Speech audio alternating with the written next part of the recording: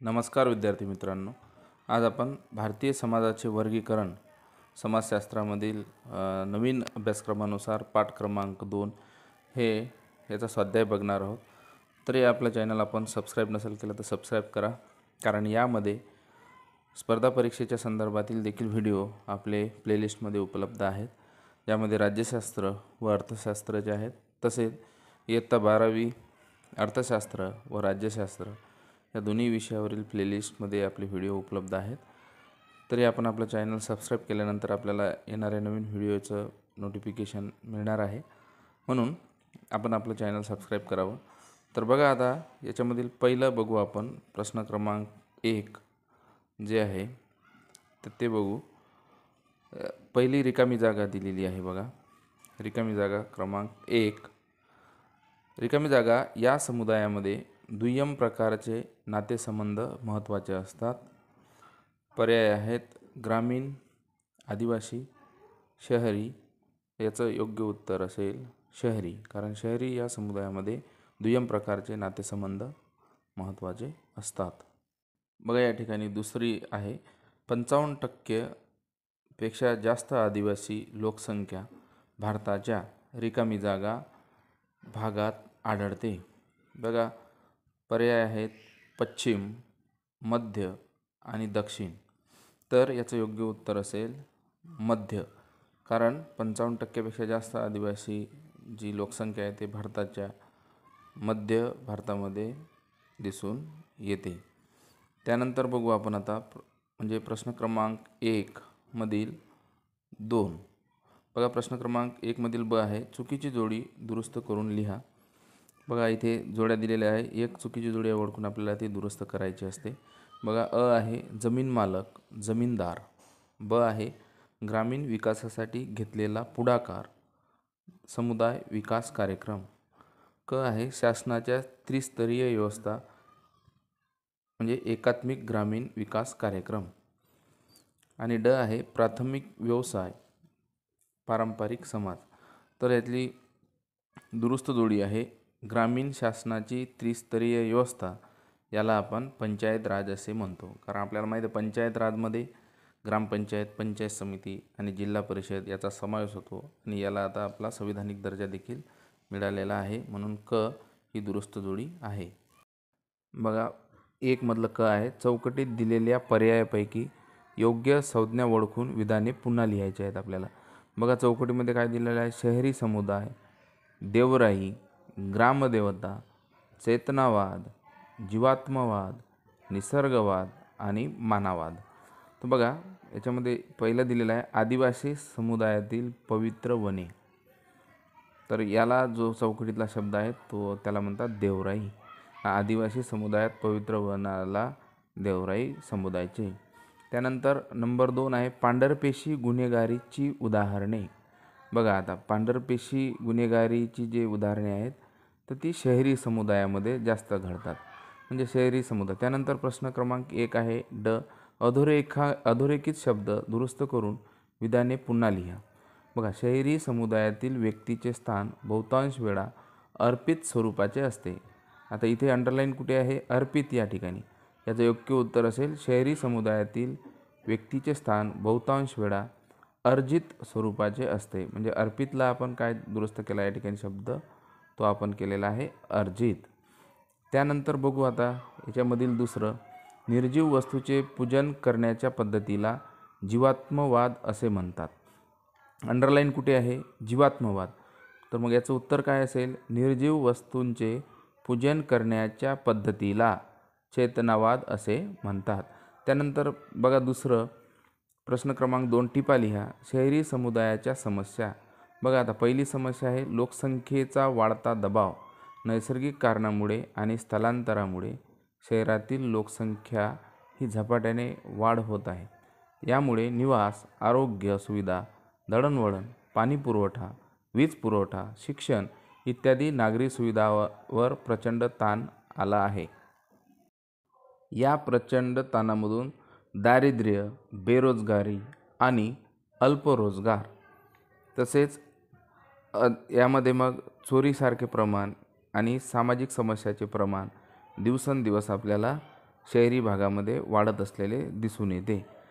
आणि त्यानंतर दुसरं आहे अस्ताव्यस्त शहरे. अस्ताव्यस्त शहरे किंवा लोकसंख्या आणि भौगोलिक संदर्भाने शहराचा वाढता पसारा हे शहरी समस्येचे मूळ आहे. शहराच्या अवाढव्य आकारामुळे समस्यावर तोडगा काढण्यासाठी येथील अर्थव्यवस्था अपुरी पडते.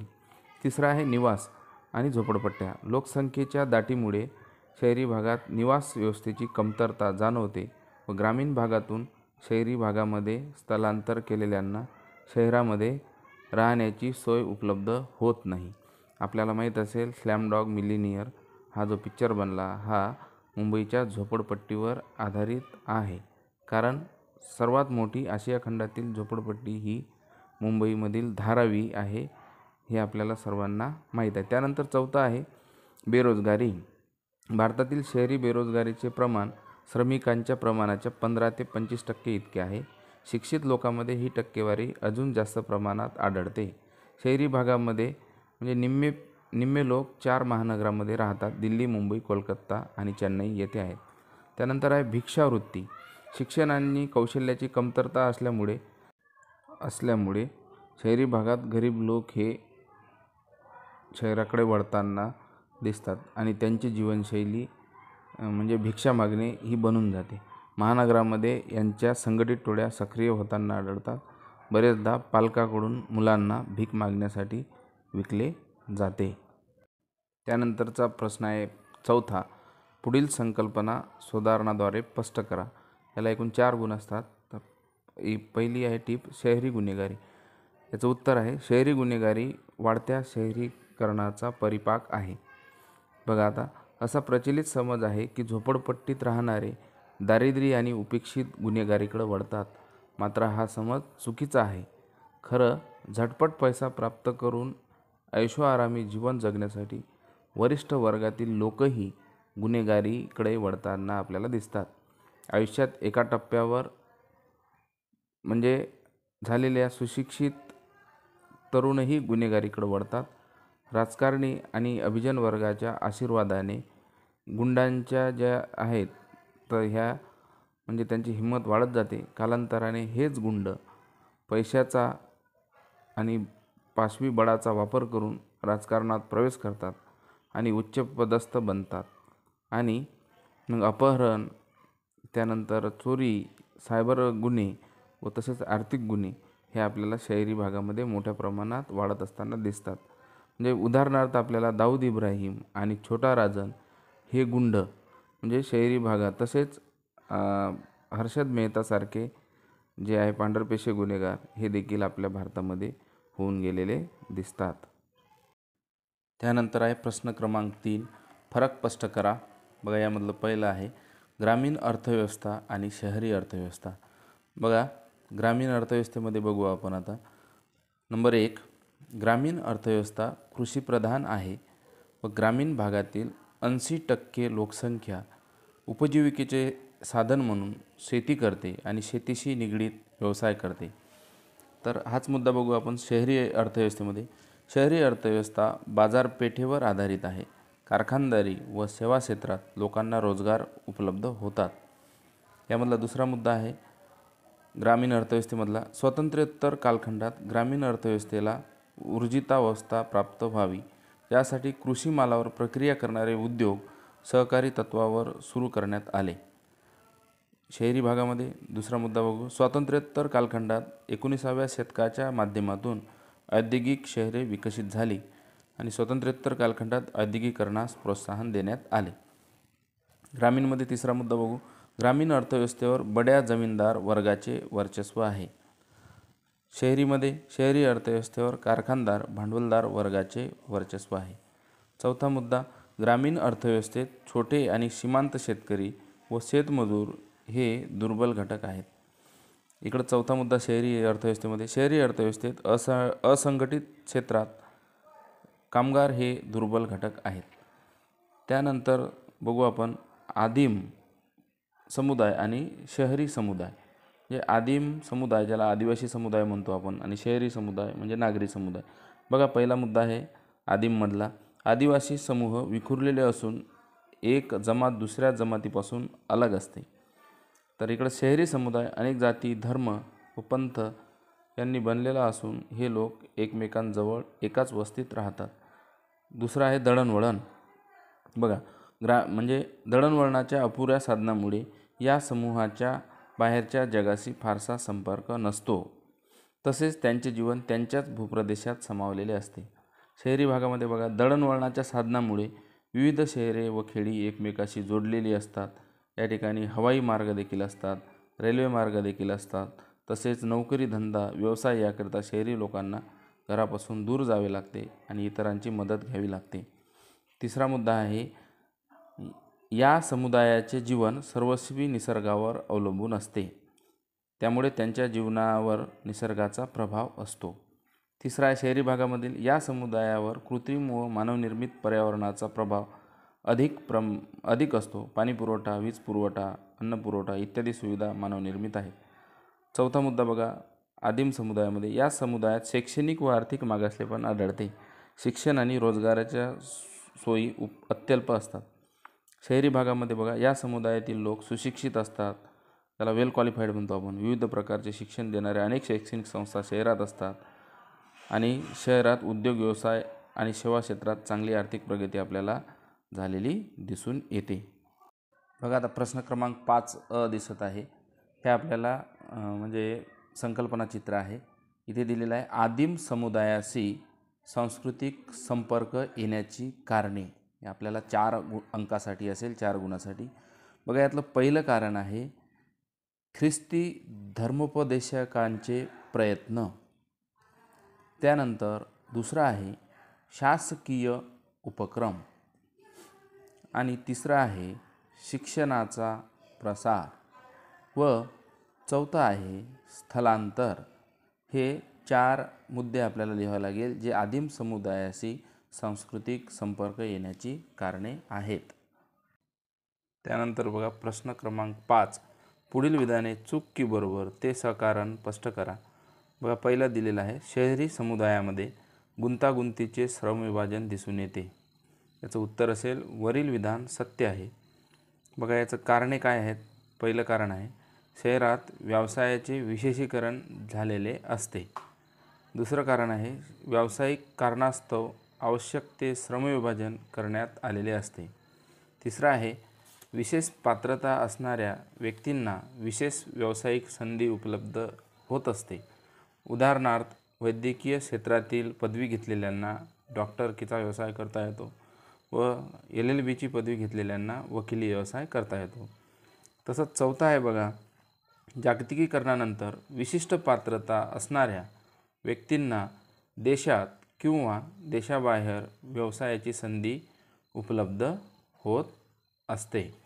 त्यानंतर दुसरं बघू आपण, अलीकडील काळामध्ये जाती व्यवस्थेचा पारंपरिक प्रभाव हा कमी होत चालला आहे. याचं उत्तर असेल, वरील विधान सत्य आहे. कारणे बघा, पहिलं कारण आहे, 19व्या शतकाच्या उत्तरार्धापासून औद्योगिकीकरण आणि नागरीकरणाचा मोठ्या प्रमाणावर प्रसार झाल्याने पारंपरिक समाजव्यवस्था आणि त्यातील जाती व्यवस्थेत परिवर्तन घडून येऊ लागले आहे. दुसरं कारण आहे, औद्योगिकीकरणामुळे पारंपरिक जातीनिहाय व्यवसाय हा विचार आता मागे पडला आहे. कारण शिक्षणाचा प्रसार झाल्याने कनिष्ठ जातीतील कर्तबगार व्यक्ती मोठ्या अधिकारपदावर जाऊन पोहोचल्या आहेत किंवा स्वतःचे उद्योग व्यवसाय करीत आहेत. त्यानंतर तिसरं आहे, 19व्या शतकातील समाजसुधारकांनी जातीव्यवस्था आणि त्यातील अन्यायमूलक बाबीवर प्रखर टीका केली. त्यांनी बहुजन समाजाला व दलितांना संघटित केले. या कनिष्ठ जातींनी जातीचे निर्बंध झुगारून दिले आहेत. चौथं आहे, भारताच्या संविधानाने समतेचे तत्त्व स्वीकारले. जातीच्या आधारे भेदभाव करण्यास मनाई केली आहे. अस्पृश्यतेचे निर्मूलन केले आहे. आपल्याला माहीत आहे, कलम 17 नुसार भारतीय संविधानाने अस्पृश्यता ही आता पाळणे हा कायद्याने गुन्हा केला आहे आणि अस्पृश्यतेचे पालन हा दखलपात्र गुन्हा झालेला दिसून येतो. हे संविधानाच्या कलम 17 आपल्या निहित केलेलं आहे. अशी आपण म्हणजे कलम 17 लिहिलं तर आणखीन आपल्याला छान मार्क्स पडेल. व समतेचा जो अधिकार आहे तो कलम संविधानाच्या 14 नुसार आपल्याला मिळालेला दिसतो. बघा त्यानंतरचा प्रश्न आहे, आपले व्यक्तिगत मत नोंदवा. पहिलं आहे यातलं, शहरामध्ये समुदाय ऐक्य भावनेचा अभाव का आहे? तर बघा याचं उत्तर आहे, शहरामध्ये समुदाय ऐक्य भावनेचा अभाव आहे कारण पहिलं कारण बघा, शहरामध्ये विविध प्रांतातून आलेल्या विविध जाती व धर्माचे लोक एकत्र राहतात व आपले वेगळेपण जोपासतात. दुसरं आहे, शहरामधील सामाजिक संबंध दुय्यम औपचारिक आहेत, त्यामुळे समुदाय ऐक्य भावना वाढीस लागत नाही. तिसरं आहे, महानगरे भौगोलिकदृष्ट्या पसरलेली आहेत. निवासाचे स्थान कामाच्या स्थानापासून लांब अंतरावर असते. निवासी क्षेत्रात व्यक्तीचे वास्तव दिवसातील अल्पकाळ असल्याने इतरांच्या संपर्कात ते येत नाहीत. चौथा आहे, फ्लॅट संस्कृतीच्या प्रसारामुळे आपल्या शेजारी कोण राहतात याची देखील कल्पना त्यांना नसते. प्रत्येक कुटुंब स्वकेंद्रित असते, ते समुदाय ऐक्य भावनेला पोषक नसते. तसंच आहे दुसरं, शहरी विकासाची गरज स्पष्ट करा. उत्तर आहे, शहरी विकासाची गरज पुढीलप्रमाणे स्पष्ट करता येईल. पहिला मुद्दा आहे, स्वातंत्र्योत्तर कालखंडात ग्रामीण भागातून शहरी भागात लोकांचे स्थलांतरण मोठ्या प्रमाणावर झाले आहे. सन 2030 अखेर भारतातील बहुसंख्य लोकांचे वास्तव्य शहरात असेल. दुसरं आहे, औद्योगिक उत्पादनाची चक्रे शहरी भागातच फिरतात, त्यातून रोजगाराची निर्मिती होते. तिसरं आहे, राष्ट्रीय उत्पन्नात शहरी भागाचा वाटा 70% अधिक आहे. आणि चौथा आहे, जागतिकीकरणाच्या या कालखंडात टिकून राहायचे असेल तर शहरांचा विकास करणे गरजेचे आहे. बघा आता दीर्घोत्तरी प्रश्न बघू आपण. पारंपरिक समाज रूढी, परंपरा आणि श्रद्धांना अनुसरून वागणारा असतो. वरील विधान कुटुंब अथवा धर्मव्यवस्थेच्या संदर्भाने उदाहरणे देऊन स्पष्ट करा. पारंपरिक समाजात बदल घडवून आणण्याच्या 3 मार्गावर चर्चा करा. म्हणजे हा प्रश्न खूप मोठा आहे. म्हणजे रूढी परंपरा तसेच कुटुंब आणि धर्मव्यवस्थेच्या आधारे आपल्याला याची उदाहरणे द्यायची आहेत. तर उत्तर बघा, पारंपरिक समाज. भारतातील ग्रामीण समुदाय हा परंपरानिष्ठ समाज आहे.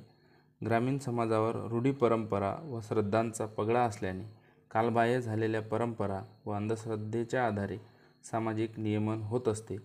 तसेच ग्रामीण समुदायातील बहुसंख्य लोक निरक्षर आणि अर्धशिक्षित असल्याने विवेकनिष्ठ पद्धतीने सामाजिक संस्था व व्यवहाराकडे बघण्याची क्षमता त्यांच्याकडे नसते. प्रस्थापित नेतृत्वाचे हितसंबंध हे सामाजिक रूढी आणि परंपराशी निगडीत असल्याने त्याविरुद्ध वक्तव्य व कृती करणाऱ्या समाजसुधारकांना सामाजिक रोषास सामोरे जावे लागते. उदाहरणे बघायची. कुटुंब व्यवस्थेच्या संदर्भात पारंपरिक समाजावरचा म्हणजे रूढी परंपरा व अंधश्रद्धेचा पगडा पुढील उदाहरणाच्या आधारे स्पष्ट होईल. पहिला आहे, बालविवाह. मध्ययुगापासूनच बालविवाहाची प्रथा रूढ झाली. ब्रिटिश राजवटीत आणि स्वातंत्र्योत्तर कालखंडात बालविवाह प्रतिबंधक कायदे करण्यात आले असले तरीही हे ग्रामीण भागात विशेषतः मागास राज्यात बालविवाह मोठ्या संख्येने होत असताना दिसून येतात. तसेच बालविधवा आणि सतीची प्रथा जन्माला येते. रूपकेवर सारख्या सती प्रकरणाचे धर्माच्या नावाने उदात्तीकरण केले जाते. तसंच आहे, स्त्रियांचे दुय्यम स्थान. दुसरा मुद्दा, पुरुषप्रधान समाज आणि पितृसत्ताक कुटुंबात स्त्रियांचे स्थान गौण आहे. 19व्या शतकाच्या उत्तरार्धात त्यांना शिक्षणाचा अधिकार नाकारण्यात आला.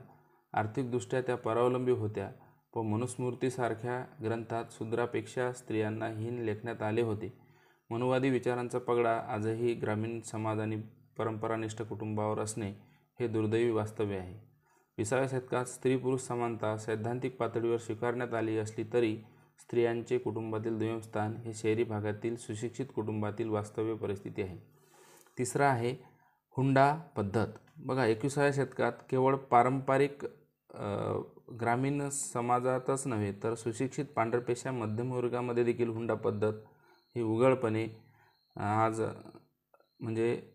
दिसून येते आहे. तसे अमानुषी पद्धतीतून मंजुश्री सारडासारखी हुंडाबळीची प्रकरणे घडतात आणि हुंड्याची लग्नाआधी आणि लग्नानंतर मागणी करणे आणि नववधूचा छेड करणे, अपवादात्मक प्रकरणात नववधूचे दहन करणे या कालबाह्य आणि अमानुषी सामाजिक रूढीचा परिपाक आहे.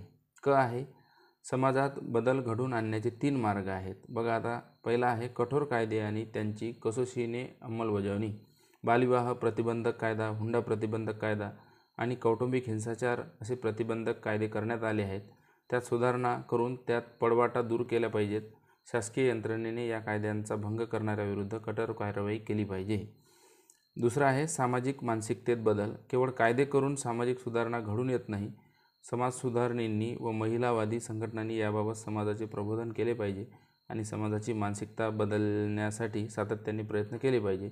प्रसारमाध्यमांनी देखील सक्रियतेने आपली भूमिका निभावली पाहिजे. तसंच आहे शिक्षण. शिक्षणाच्या प्रसाराद्वारा स्त्री पुरुष समानता, सामाजिक न्याय, स्वातंत्र्यता ही मूल्ये रुजली पाहिजे. स्त्री शिक्षणास प्राधान्य देऊन त्यांना अन्यायाविरुद्ध संघर्ष करण्यास प्रवृत्त केले पाहिजे. सामाजिक मानसिकतेत बदल करण्यासाठी ग्रामीण भागात प्रौढ शिक्षणाचे उपक्रम राबवून परंपरानिष्ठ मानसिकता बदलण्यासाठी आपण प्रयत्न केले पाहिजेत. त्याच वेळेला ह्या अन्यायकारक रूढी परंपरेपासून आपण म्हणजे वाचू शकू. तर अशा पद्धतीनं आज आपण हा स्वाध्याय बघितला. आपण आपल्या चॅनलवर नवीन असाल तर आपल्या चॅनलला सबस्क्राईब करा, कारण येणारे नवीन व्हिडिओ आपल्याला बघायला मिळेल. आणि आपलं म्हणजे लाईक आणि शेअर जरूर करा. धन्यवाद.